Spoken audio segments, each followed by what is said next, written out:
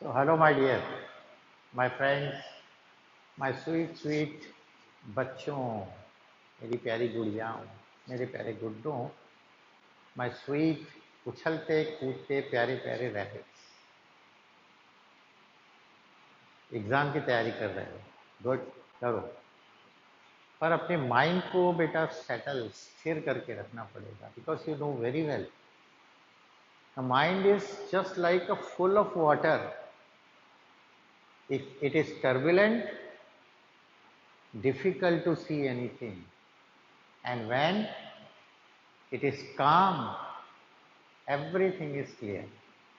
यानी दिमाग को स्थिर रखो, भटकाओ मत. आप जीत जाओगे और आप जीतने के लिए ही जन्म लिया है आपने. मेरे बच्चों, आप जरूर जीतोगे, जरूर. तो today I am going to discuss again resistance. Full explanation of resistance आज आपको दूंगा मैं कि फर्स्ट ऑफ ऑल क्या है रेजिस्टेंस, जो पहले भी बता चुका हूं, and then factors affecting resistance, then real formula of resistance, real formula बताऊंगा, and then रजिस्टर क्या है अगर टाइम बचा तो. ओके बच्चों. So first resistance again. Last time in my last video in Ohm's law we have studied that V upon I is equal to constant and that R is known as resistance. And what is resistance now? So the obstruction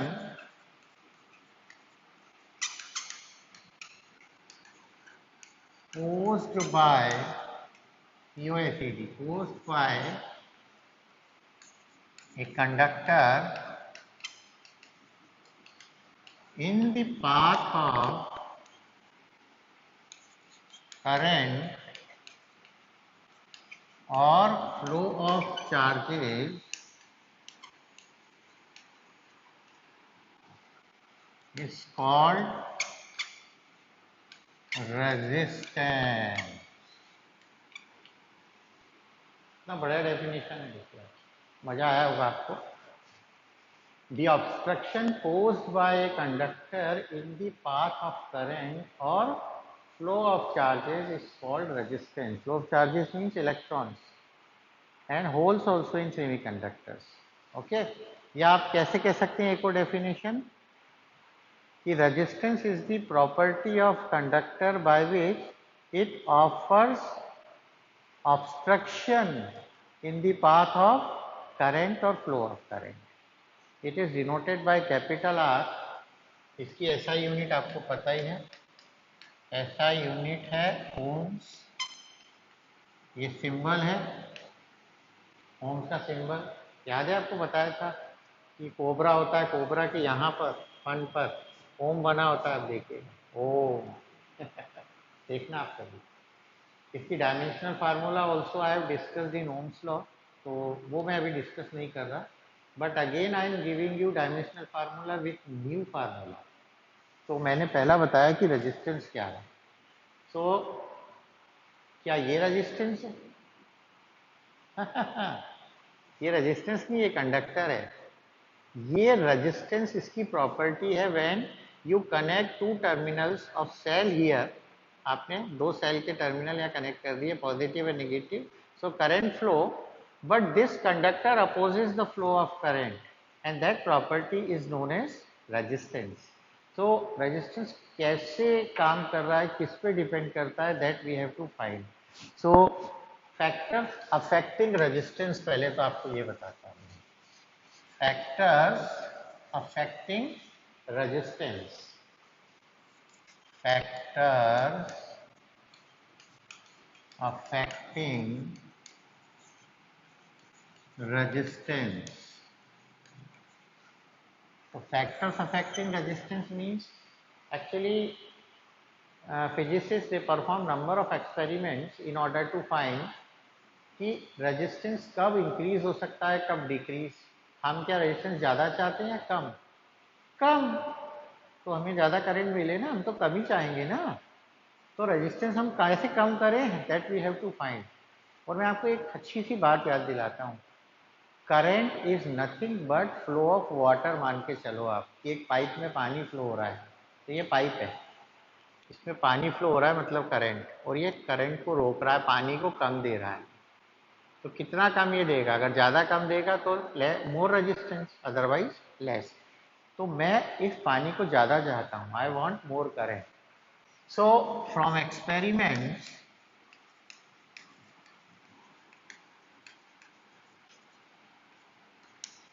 it was found that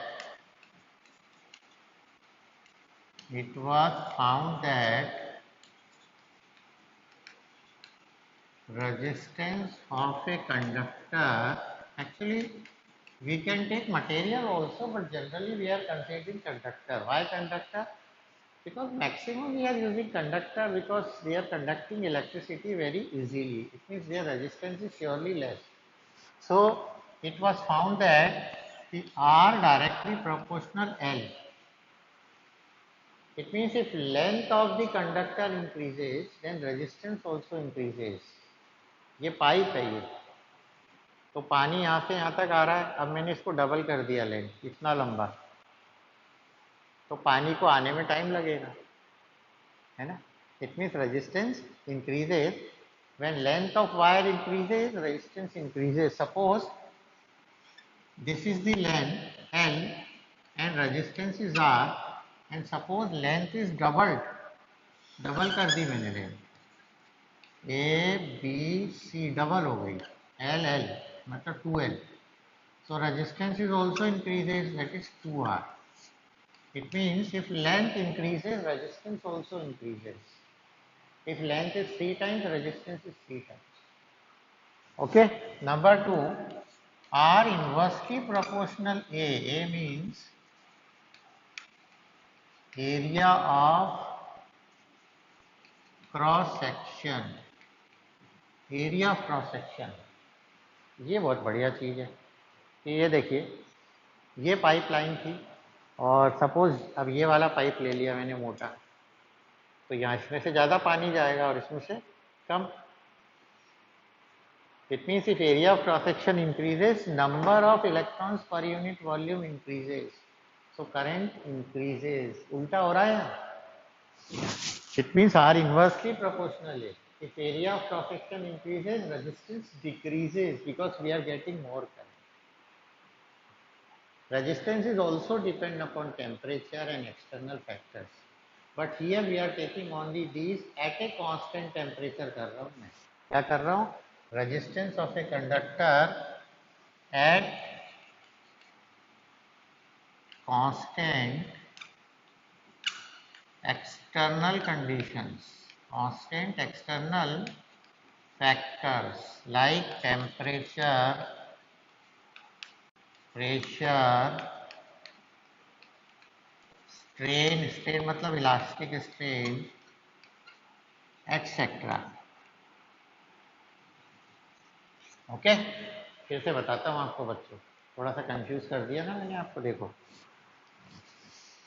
from experiments it was found that resistance of a conductor at क्या आ गया, at constant external factors like temperature, pressure, strain, SPRAIN, etc. Number 1, R proportional L, length increases, resistance increases, but if area of cross section increases, resistance decreases. क्यों? इसका भी diagram बता रहा हूँ आपको। ये तो लेंथ तो मैंने समझा ही दिया था। सपोज ये एरिया ऑफ क्रॉस सेक्शन है A, and then this is area of cross section, capital A यानी 2A हो गए। So what happens? If area of cross section increases, then N increases. N means number density of free electrons per unit volume. And so if number of free electrons increases, then resistance decreases, we will get more current. Now we are going to combine them. इनको combine करेंगे तो एक formula बन जाएगा। तो ये आपको समझ में आ गया है, इसको मैं रब कर रहा हूँ। when we combine them, on combining, then what happens? थोड़ा ये आपको अच्छा नहीं लग रहा हो तो मैं दूसरे कपड़े से साफ कर दूँ, वाइट ज़्यादा हो गया, थोड़ा साफ कर देते हैं। तो R directly proportional L by, आपको लग रहा होगा कि ये सर भी अजीब पागल है, आज भी प्रिमिटिव एज में ब्लैक बोर्ड पे लिख रहा है। तो यार वाइट बोर्ड यहाँ है नहीं, और वाइट बोर्ड में मैंने देखा कि बहुत बार इंक गड़बड़ भी हो जाती है, तो कई बार दिखाई नहीं दे रहा। तो whatever we have to go with that. So on combining R proportional L by, and whenever we see proportional, आपके दिमाग में क्या आता है बच्चों? हाँ, यार इक्वल टू होता तो कितना अच्छा होता, पर इक्वल टू तभी लगा सकते हैं when there is a constant here, because proportional means this increases or decreases, but they are not equal. So they are equal if suitable constant is there. और R इक्वल टू कॉन्स्टेंट लगा रहा हूँ, और constant रो है। ओहो, रो क्या है? इसे कहते हैं रो, रोहू मछली नहीं है, and it is known as specific resistance और रजिस्टिविटी ऑफ मटेरियल।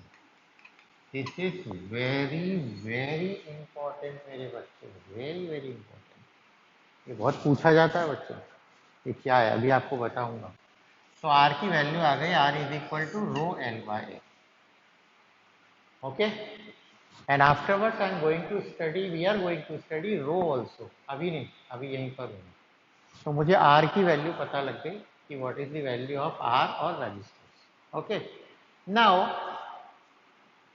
टेम्परेचर पे भी डिपेंड करता होगा, वो मुझे नहीं पता। So I am going to find, actually now we are in class 12। तो क्लास 12 में क्या होता है, हम पूरा अच्छी तरह घूम के अंदर से निकालते हैं कि यार ये है क्या, इसमें रेजिस्टेंस में क्या है। तो मैं आपको आज रेजिस्टेंस का वैसे तो दिखाने वाला था कि कैसा रेजिस्टेंस होता है। हाँ, एक तो है मेरे पास, ये देखिए, this is wire bound resistance. इस पे वैल्यू भी लिखी है, मैं आपको खोल के दिखाता हूँ। और एक कलर वाला भी रेजिस्टेंस होता है, that I show you afterwards. थोड़ा ढूंढूंगा मैं, ये देखिए, इसमें लिखा 10E, 10E लिखा है। 10E means 10 ohm plus minus 10%, 10 watt, everything is given. This is wire wound resistance. Here inside there is a porcelain tube, and over which wires are wound up, that is nichrome wire or any alloy wire, और फिर connected here, and these two are leads. तो ये resistor बन गया। Okay, this is also resistor, variable resistor है ये, this is key. Okay, तो first of all we are going to find the real value of R, कि R की real value क्या होगी, that you know now. So proof of, इसे कहते हैं प्रूफ ऑफ ओम्स लॉ, या R in terms of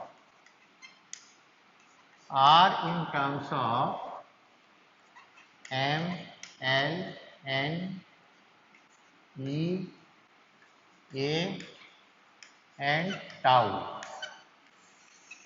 और proof of Ohm's law भी कहते हैं, प्रूफ ऑफ ओम्स लॉ। तो मैं आपको क्या बता रहा था कि actually we are now in class 12, तो हम बहुत रेजिस्टेंस की वो definition the 10th class students they know, we have to find more appropriate definition, more appropriate construction of resistance. की रेजिस्टेंस में और क्या क्या हो सकता है, हमारी बॉडी में क्या है हमको पता है, पर उसके अंदर और क्या है वो डॉक्टर्स पता लगाते हैं। तो अब आप डॉक्टर हो, 12th में फिजिक्स के डॉक्टर बन गए आप। तो ओम्स लॉ से हम आर की वैल्यू निकालेंगे, and Ohm's law, you know, V upon I equal to R, it means we have to find V and I, but I, you know, I equal to NEAVD, तो जो हमको पता है वहीं से हम स्टार्ट करेंगे। So consider a conductor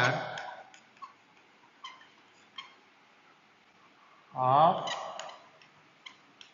length L, number density of electron, number density of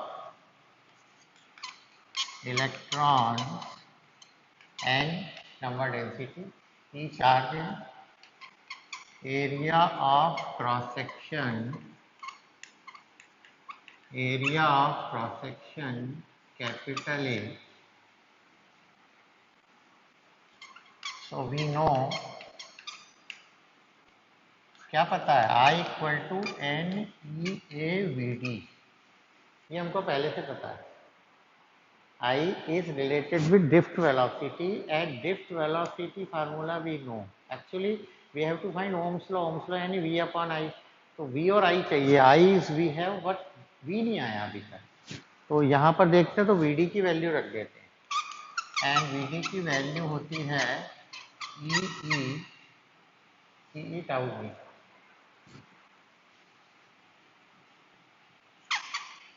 E tau by M. Okay, अभी मुझे भी याद नहीं है, मैं बाद में चेक करूंगा, कई बार होता है गलत हो जाता है फार्मूला, और कोई बात नहीं है, बाद में देखेंगे. Now E is what, E is V upon L, है ना. तो देखिए यहाँ पर VD की वैल्यू रखी मैंने, अरे सॉरी है, VD is E tau by M, and we know that E equal to V upon L होता है, E equal to V upon L. ये याद होगा आपको इलेक्ट्रोस्टैटिक्स से, E equal to minus dV by dr और V upon D और V upon R, इससे निकलता है. So putting this value here, तो यहाँ कर देता हूँ, दिख रहा है. हाँ, so पहले यहाँ आ जाए, यहाँ आ जाएगा I इक्वल टू NE, देखो E 2 होगा, so NE square A, E की जगह V बाय L tau by M. Correct बच्चों. अब देखो V आ गया, अरे V तो चाहिए था हमको, तो V के नीचे I लिया और बाकी सबको उधर ले जा, ये सब उधर चलेगा. ML upon NE square A tau equal to V upon I. And what is V upon I? अरे R, रेजिस्टेंस R. तो R आ गया हमारे पास, क्या आ गया R? ML upon NE square A tau. This is the formula for resistance. Resistance को अच्छी तरह हमने अंदर से खरोच के देख लिया कि भाई तेरे अंदर क्या है, जरा बता. तो उसके अंदर सब कुछ पता लग गया. उसका बैग निकाला, बैग में हर कॉपी, किताब, पेन ड्राइव, डिस्क, उसका खाना पीना, टिफिन, सब देख लिया हमने. देखो, सो फिर से बताता हूँ. We know I equal to NE, आप ये नहीं लिखेंगे तो भी चलेगा एग्जाम में. I equal to NEAVD. Now NEA is same and VD is EE tau by M. So E is also equal to V by L. So we are writing I equal to N E square A, and E की जगह लिखा V by L tau by M. And now V is here and I is here. So we can change the position of I. I is here and other all things M L upon NE square A tau, and this is nothing but equal to R from Ohm's law. It means we are knowing now R equal to ML upon NE square A tau.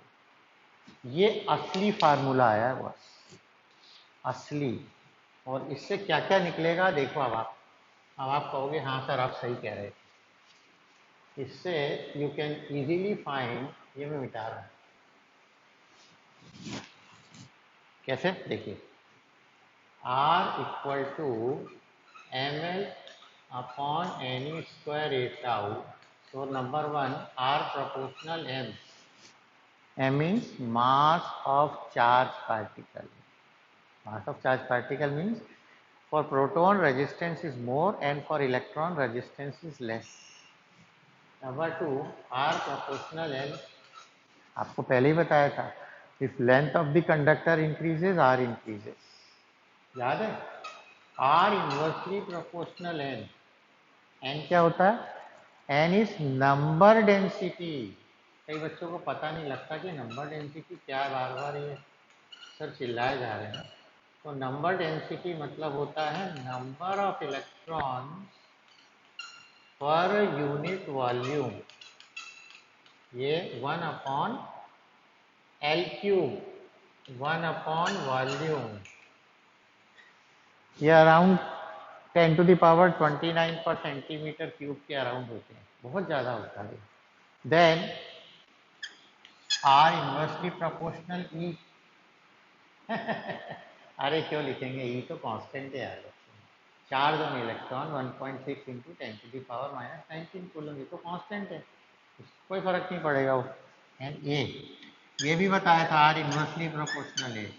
If area of cross section is more resistance is less, याद है बताया था आपको। ये resistance और ये, तो इसमें से ज़्यादा पानी जाएगा करंट और इसमें से कम जाएगा, ठीक है। देन एक और क्या, टाउ, ये नई चीज आई boss, R inversely proportional tau and this is known as relaxation time. किसी को याद है relaxation time? This we have discuss कहाँ, इन ड्रिफ्ट वेलोसिटी। तो दिख नहीं रहा होगा शायद आपको, थोड़ा पीछे कर देता हूँ, आप दिख रहा, आप दिख रहा, ड्रिफ्ट वेलोसिटी में हमने ये डिस्कस किया था relaxation time. Relaxation time means when electrons they move in a conductor, then they collide with positive ions and give their total energy to the positive ion, and after that they comes to rest and again accelerate under the action of electric field. So the time between the two successive collision is known as relaxation time. जैसे आप जा रहे हो, आप दौड़ के गए, किसी से टकराए, आप रुक गए, फिर आपको एनर्जी आई, फिर आप दौड़े, फिर आप रुक गए, तो दो सक्सेसिव कोलिजन के बीच में इलेक्ट्रॉन्स का जो रिलैक्सेशन, आराम करने का टाइम है, उसे कहते हैं tau. And tau is depend upon temperature. कैसे बताता हूँ। मान लीजिए यू आर सिटिंग ऑन ए पाव भाजी तवा, आपको पाव भाजी के तवे पे बिठा दिया, ठंडा है, और अब धीरे धीरे तवा गर्म कर रहे हैं, तो आप क्या होगे, आप ऐसे उछलोगे फिर नीचे। तो जितनी देर आप हवा में रहे दैट इज रिलैक्सेशन टाइम, और बहुत गर्म हो जाएगा तो आप जल्दी जल्दी उछलोगे। It means your relaxation time decreases when temperature increases, inversely proportional. So it is directly proportional to temperature. It means tau inversely proportional temperature. और देखो मैंने आपसे बोला था कि external factors are also responsible. तो ये वही वाली खासियत आ गई, tau inversely proportional temperature. Now you know everything about resistor, everything आपको बता दिया। लेकिन मैंने आपको एक चीज नहीं बताई कि रेजिस्टेंस होता क्यों है। आपको पता है आपका क्या काम है, पढ़ना, लेकिन जब आपको पढ़ाते हैं तो आपके अंदर से एक आवाज आती है, मत पढ़ाओ मत पढ़ाओ, that is known as resistance. तो ये रेजिस्टेंस क्यों है कंडक्टर में? The work of conductor is to flow current, but what is the cause of resistance यार? कॉज ऑफ रेजिस्टेंस ये मैं बता चुका हूँ in my derivation of drift velocity, फिर भी बता रहा हूँ। ये देखिए, this is a conductor, and when conductor is not connected with a source of EMF, then electrons they move randomly, they form a closed loop। कैसा loop बनाते हैं? क्लोज लूप बनाते हैं। and due to that closed loop what happens, the current in the circuit is zero because no electron is able to move from P to Q or Q to P। The thermal speed is more, 10 to the power around 15 to 25, 15 बोलते हैं वैसे तो, 15 per meter per second, but at this higher speed also there will be no current। Now if you connect the ends of the conductor with a source of EMF, source of EMF है and it gives you electric field from positive to negative। Now what happens, as and source of EMF is applied, now electron negative होता है तो वो किसकी तरफ जाएगा, वो positive की तरफ जाएगा, क्योंकि पॉजिटिव एंड है और ये नेगेटिव। तो now electrons they find the direction, और डायरेक्शन मिली तो इलेक्ट्रॉन इधर जाने लगे, and that velocity is drift velocity. But you know very well कि इलेक्ट्रॉन अकेले नहीं है दुनिया में। There is a nucleus, in the nucleus we have protons and neutrons, and around the nucleus electrons are moving. Now electrons are free in conductors, so they starts moving. जैसे ही जाएंगे बीच में positive ion आ जाएगा टकरा कर, तो अपनी सारी energy positive ion को दे दी, and after that again we take energy from this electric field and again accelerate.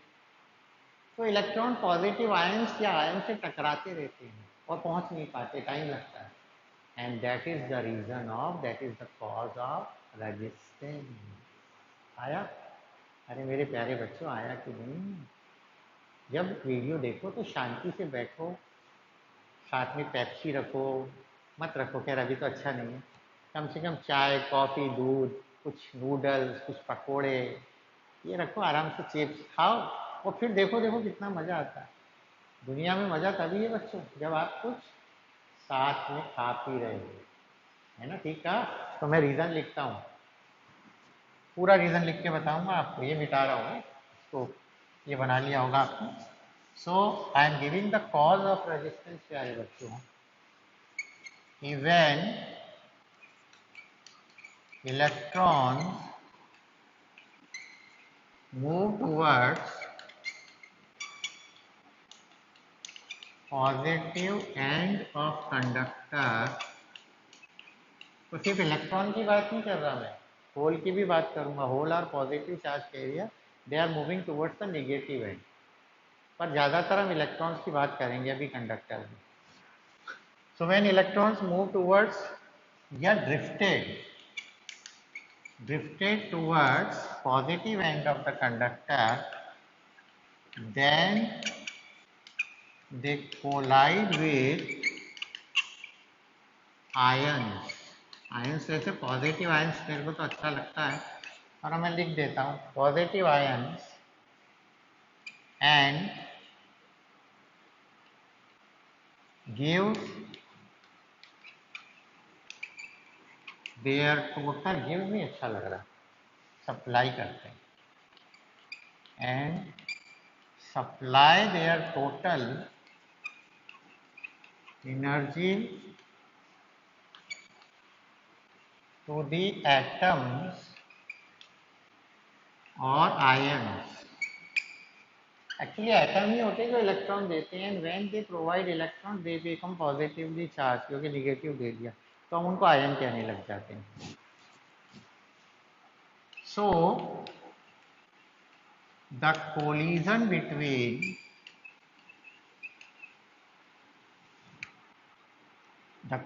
between charge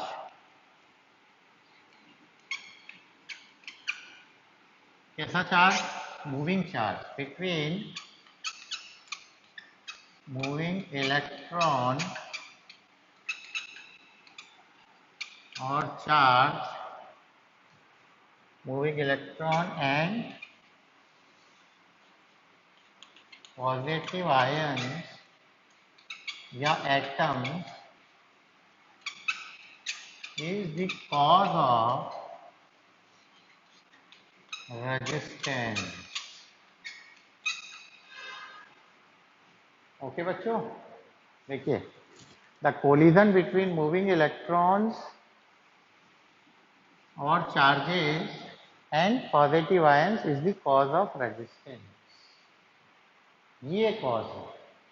okay, अब इससे बनाएंगे क्या हम, इसकी डायमेंशन भी बताऊंगा मैं एक बार उस फार्मूले से निकाल कर आपको, बट इसके बाद हमें कलर कोड पढ़ना है, तो कलर कोड मुझे लग नहीं रहा है कि आज हो पाएगा, तो मैं आपको डायमेंशनल फार्मूला बता देता हूँ इसका, है ना? डायमेंशनल फार्मूला, कलर कोड हम सेकंड वाले में लेंगे। Dimensional formula of R, okay, so एक पहली मेथड क्या थी आपको, R equal to V by I, याद है? याद है ना? अरे याद है यार। And V is W by Q, ये मैं पहले बता चुका हूँ। Now W means force into displacement, अगर बच्चों को नहीं आता तो मैं बता दिया, तो बिल्कुल खोल खोल के बताऊंगा।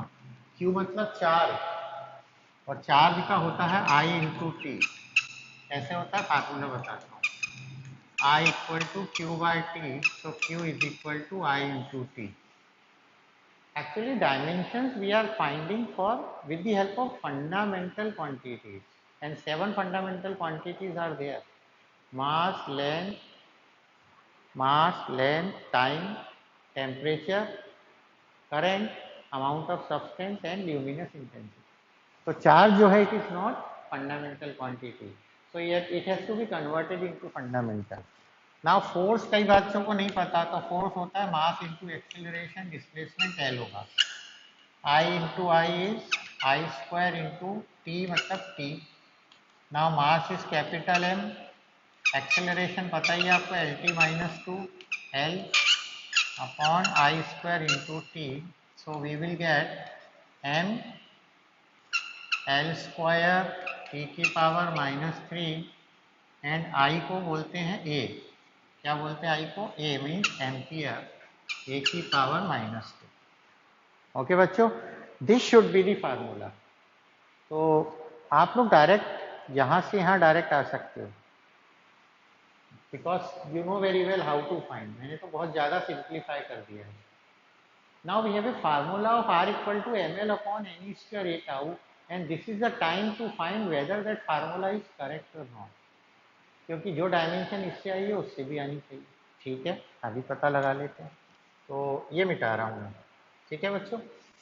सेकंड, चलो चलो चलो आंसर रहने देता हूँ, तो चेक हो जाएगा whether our answer is correct और not. So second method to find the dimensional formula. देखिए, we know R equal to M L upon N square A tau. Okay, तो रख रहा हूँ। देखो, एम का mass capital M, L is capital L, n क्या है? अरे अभी तो बताया था। अरे जब आप चिप्स खा रहे थे तब भूल गए? नहीं मालूम? भूल गए। तो एन इक्वल टू नंबर पर यूनिट वॉल्यूम, यानी 1 अपॉन एल क्यूब, यानी एल की power minus three. So this is L की power minus three, and e is charge. Charge अभी बताया था आई इंटू टी। क्या था चार्ज? आई इंटू टी या ए टी। और ये area is L square, and tau relaxation time, time यानी टी।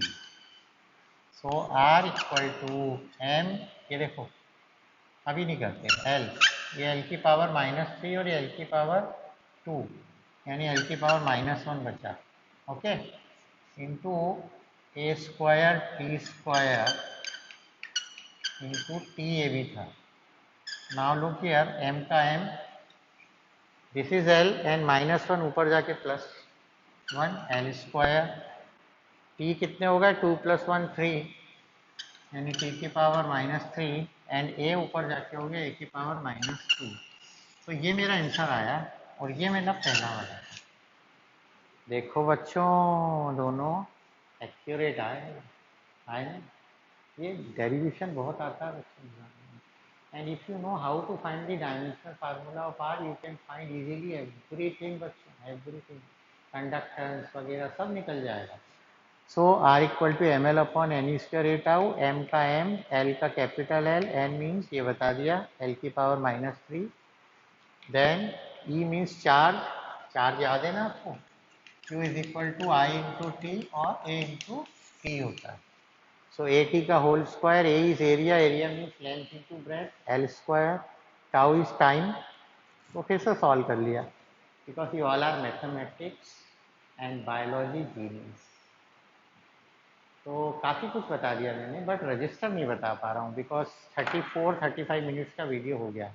तो इससे ज़्यादा आप देखोगे तो आपकी तबीयत ख़राब हो जाएगी, और मैं नहीं चाहता आपकी तबीयत ख़राब हो।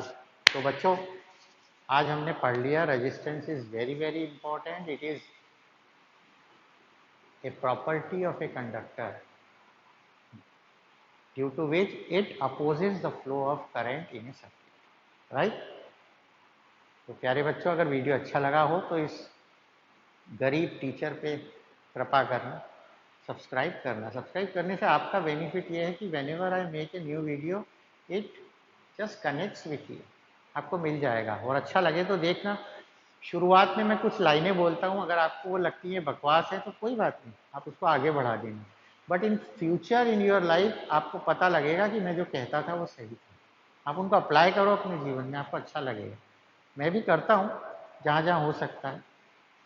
Subscribe it, like it, share it, और सबसे इम्पॉर्टेंट चीज़ जो आप नहीं करते हैं, कमेंट करें। आपको अच्छा लगा तो कम से कम लिख दें, sir it's very good, thank you, keep it up. या कोई प्रॉब्लम है मुझे बताएं, मैं उसको सॉल्व करने की कोशिश करूँगा।